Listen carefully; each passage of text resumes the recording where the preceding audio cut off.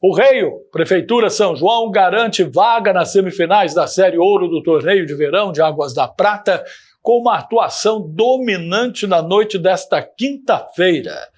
Pela última rodada da fase de grupos, a equipe sanjoanense goleou a Nova Prata por 15-1, confirmando a classificação de forma invicta e encerrando a primeira fase da liderança do Grupo B, com 9 pontos em 3 jogos.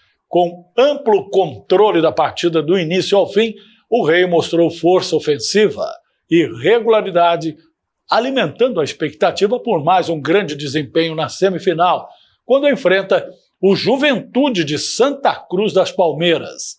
A data e o horário de confronto decisivo ainda serão definidos pela organização do torneio.